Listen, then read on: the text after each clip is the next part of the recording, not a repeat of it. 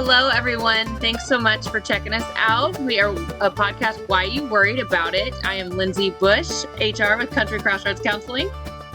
And hey, everybody, I'm Susie Arbo. I'm a licensed professional counselor, and we are on this journey to a better you. We love this podcast because we get to help people live their best lives, learn different coping skills, and just, we talk about things that maybe you should be worried about and things you shouldn't be worried about, right, Lindsay?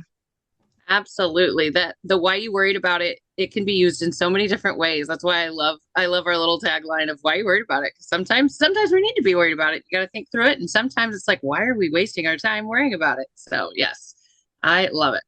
And I've been super excited to make this episode happen today. And as you guys know, it's no secret around Country Crossroads Counseling that we just love animals. And we are all about what we call our Country Crossroads critters. And we have a very special guest on here. I'm so excited. We've talked about having her on here for a while here, but we have Heather Wilson. Heather, you want to go ahead and introduce yourself and tell everybody kind of who you are?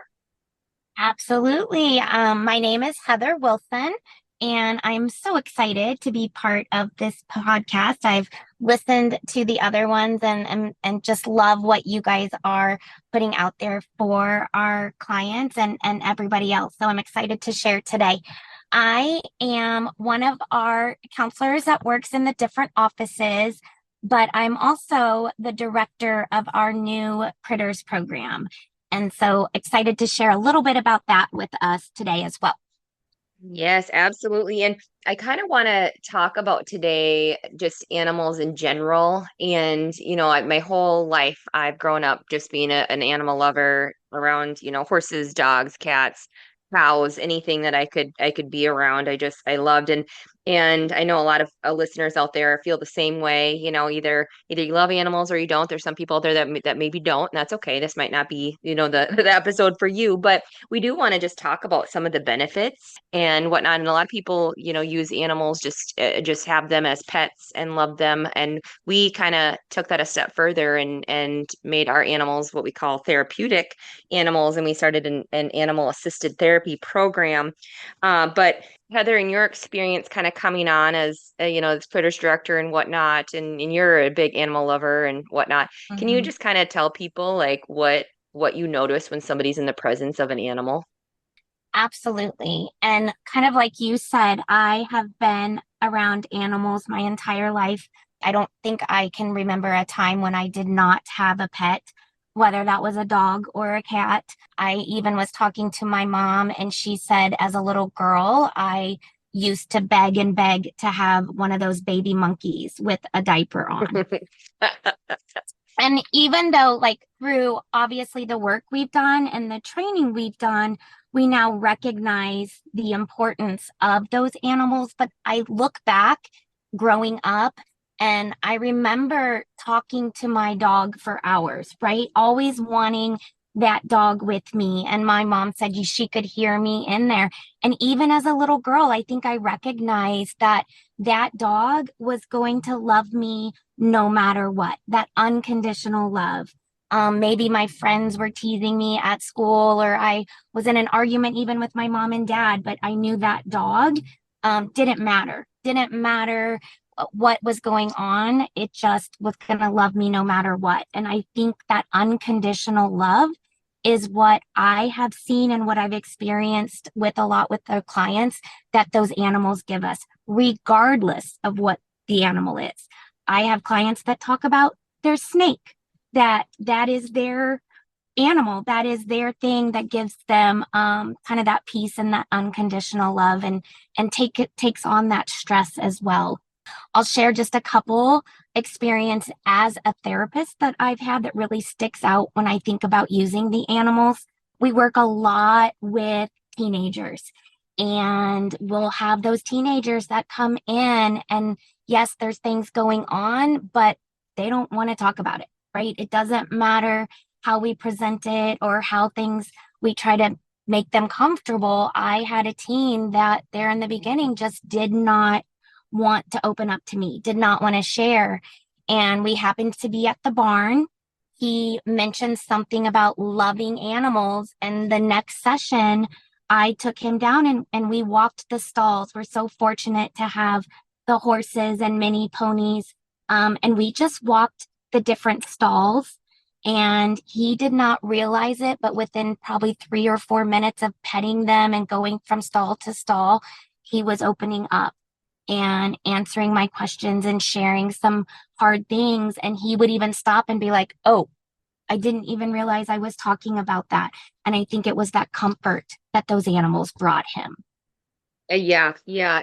It happens so much, doesn't it? When somebody just all of a sudden starts petting an animal, or you get their body moving, even if it's on a walk Hmm. up to the animals, or and they just want to just start sharing, and it feels so good. They just bring out kind of the best in people. Yeah. There is, I may have to put it in a link and we can send it out, but there is one of my very favorite videos. It's a black and white cartoon. And it starts out with just the outline of the human, and it goes through this human's day and different experiences.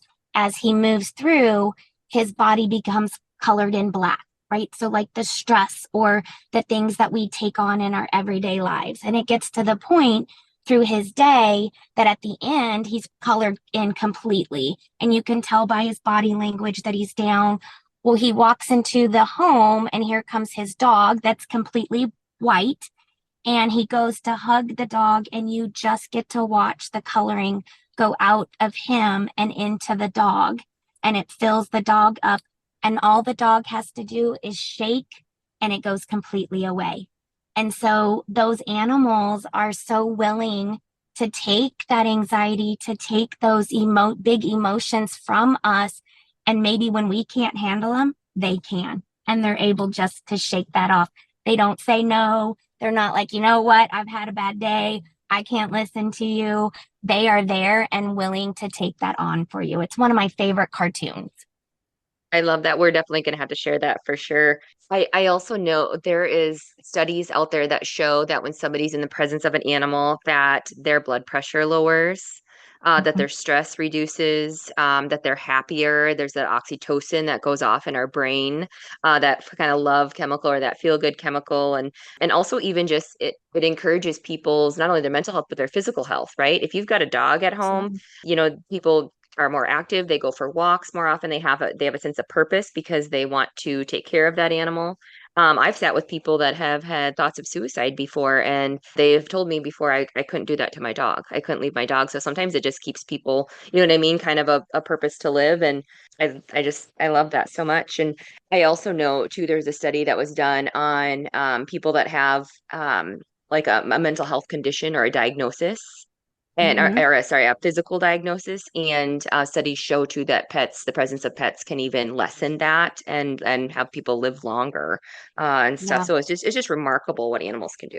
Well, and I think too, like knowing, going through the training and learning their intuition and how, the way that they are made, they just know that. I'm sure so many of the listeners have experienced if you do have a pet at home, and whether that pet, we have ones that have been trained, but regardless of no training at all, if you are upset, if you're sad, if something happens, it's not uncommon that that dog comes to you or that animal, right? That animal senses that and will come up to you and be there for you. It's amazing how they can sense those big emotions in people. Yeah, Lindsay, you've become quite the animal lady of these last couple of years. You want to talk about your kids Oh, and goodness. their involvement and what kind of has happened with you and what you've noticed? For sure. And I'm not gonna lie, I love animals, but I love other people's animals. I love Susie's dogs. I love the horses. I love everybody else's. I'm a go-go goer, and Susie's a go-go goer, so I don't know how she does it all, but I animals are a big commitment, and I love that because they teach people how to care for other things, other living things. And I know right now my daughter is in the horse world and loves horses, and she loves her goats that she has out there. They're getting nice and fat out at the critters barn now. But I love what it's taught Adeline as you can't just, if we're going to own animals and we're going to have pets, like it's not all about you. You have to set them as a priority too, and take care of them. And I really sometimes it's frustrating, of course, but at the same time when you see the animals get so excited, the horses know you're coming to feed them and do all the things. Like, it's really important to have those things happen. So I just think they're really beneficial in a lot of ways, more so than just them feeling you, I guess. I know I'm going to talk just for a minute about the animal assisted therapy stuff because we've found it just work miracles with some of our clients and ourselves. It's good for us. Like Heather and I always joke that it never feels like work when we're working with the animals and the people. No, not at all. It almost feels like we're cheating. This is too fun. But I remember back in 2010 when I did my first EGALA training, it was called, and it's like an equine assisted psychotherapy training. And one of the things that we had to do is we had to set up the obstacle course and bring the horses through it. We do a lot of groundwork with the horses, and we had to think of obstacles going on in our life. And at that point, my life was kind of, there was a lot of unknowns. It was kind of a hard time in my life. And when I set up the obstacles, I just looked out there and there were so many things, and I just thought, wow, what a representation right now of my life. Like there was so many things between chiefs and a relationship was kind of coming to an end, and it was just a really kind of a crazy chaotic time for me. And I was working at random counseling jobs, and it just kind of felt like a flood. And then it just kind of gave me the sense of peace of, okay, there is a lot going on, Susie. You have permission to feel this way because this is what's going on in your life, and now what do we do about it? How do we work through it? And that was kind of like my pivotal moment where I was like, wow, this can really help people, you know? And so I kind of sorted through in the arena that day, and I worked through some stuff, and I thought, okay, we're on to something here. And I decided it was kind of going to be my mission is someday we're going to have a ranch where we have people come out and we can help them. And I go from there. Fast forward, and now we have all sorts of animals out there and all sorts of love that can be given. And I know I get so excited to share, like, come out and see the animals and yeah, check out all the awesome things you have going on. So I love that you were able to make it to fruition for all of us. Heather, you want to talk about some of the different things like that we're kind of experimenting with and playing with Yeah. and so excited to get rolling? Yes, absolutely. Before I joined Country Crossroads, I was a school counselor and am so honored I got to be part of this was several years ago when you started to hear about people were talking more, right? About therapy dogs at that point when you think about schools. And I was part of this committee that worked really hard with our district in order to get a therapy dog in the school. And I'm so happy to say that happened. And now they're in every building in that district. And you're just seeing that expand more. It's pretty unusual right now that you walk into a school and they don't have a therapy dog. I think districts are seeing too the benefits. But because of that kind of experience with the education world, I also notice we all can admit, right? The world that we live in today is really hard, and especially for our kids, our students, but also the teachers and the staff that works in those schools. So we've tried to sit down together and figure out what can we do? What can we have this new critters program, we have these animals.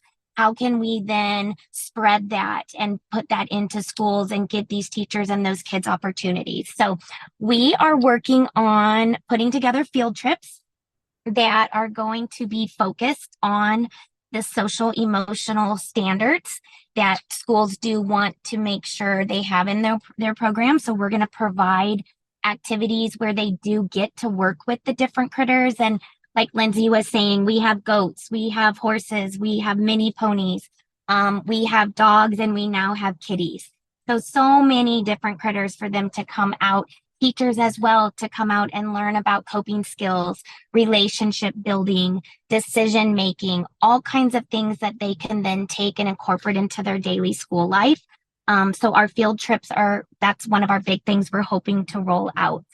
One of the other ones is we're going to start doing adopt a critter across the classroom, and classrooms will get a chance to go on our website and have a menu there of different critters and get to pick one for the year. And that critter, we will send pictures and letters to the class. And again, activities focused on social emotional learning. We're getting ready to do a event out at the barn that is for educators to let them come out and spoil them and introduce them to some of those programs. But we're excited. I think we're finding that our passion is shared by so many others.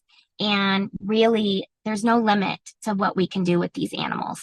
Oh, absolutely. And I'm excited too, Heather, because I speak a lot on leadership when I go to these companies and it's kind of one of the things that I love and I believe in so much. But even we've got kind of a component for companies that maybe want to offer team bonding, team building, but then also building on their leadership and their leadership team as far as some skills that you need to be a good leader. So we're excited about all different avenues, whether it be adults, kids, schools, you name it, just experiences here at the ranch, just to be out in nature too.